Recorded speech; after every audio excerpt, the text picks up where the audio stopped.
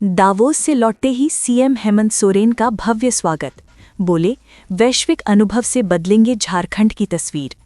Davos के बाद London, 12 दिनों बाद झारखंड वापस लौटे सीएम हेमंत सोरेन। कहा, विकास के रास्ते खुलेंगे। अब खबर विस्तार से। मुख्यमंत्री हेमंत सोरेन 12 दिनों के विदेश दौरे के बाद वापस रांची लौट आए हैं।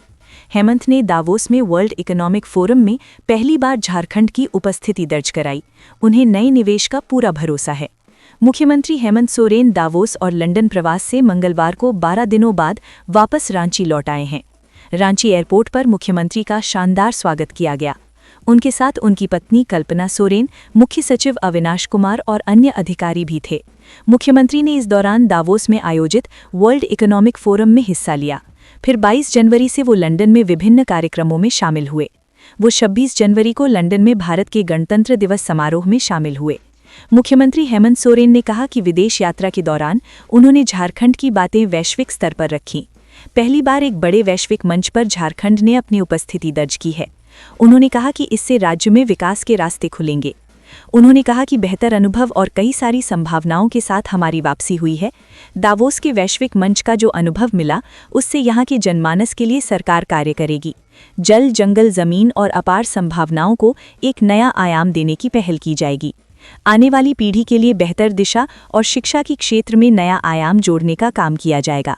इससे पहले बिरसा मुंडा एयरपोर्ट पहुंचने पर मुख्यमंत्री हेमंत सोरेन और उनकी पत्नी कल्पना सोरेन का स्वागत किया गया।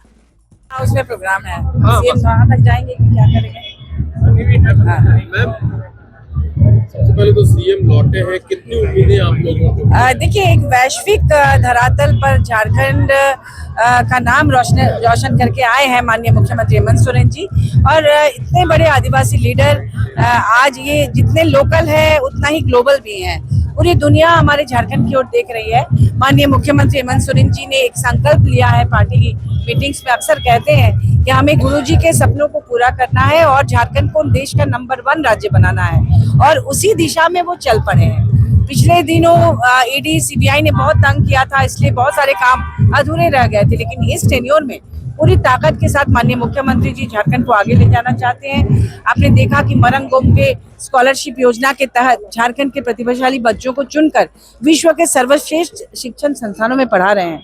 वो वहाँ से पढ़ के आ रहे हैं। गुरुजी क्रेडिट कार्ड योजना है, हायर एजुकेशन के लिए सरकार मदद कर रही है, महिला सशक्तिकरण, सावित्रीबाई फुले किशोरी समृद्धि योजना, सीएम एक्सीलेंस स्कूल, हर तरह से अभी शहर की तरफ वो आ रहे हैं।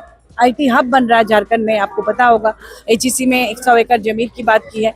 तो एक तरफ वो व्यापार को भी आगे बढ़ाना चाहते हैं, इंडस्ट्री लाना चाहते हैं, मल्टीनेशनल कंपनियां लाना चाहते हैं, फ्लाईओवर का जाल बिछा रहे हैं झारखंड में। और दूसरी तरफ यहाँ शिक्षा के क्षेत्र में और हर क्षेत्र में झारखंड को आगे ले जाने का ये उनका पहला प्रयास जो दिख रहा है लोगों को। इसके पहले जो काम करते रहे हैं उसको लेकर इतना ज्यादा शोरगुल नहीं हुआ था, चुपचाप काम कर रहे थे। अब पहली बार उन्होंने अंतर्राष्ट्रीय स्तर पर एक धूम मचा दी है, और आगे आने वाले दिनों में आप देखिए और कितना आगे झारखंड जाता है। Thank you madam.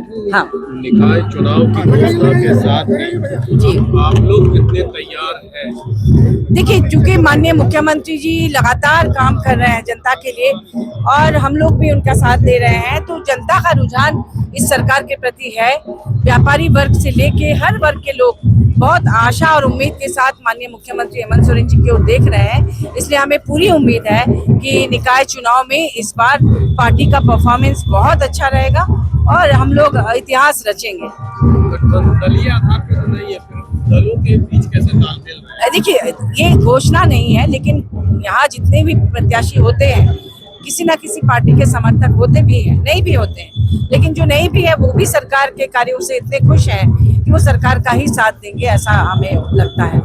Thank you.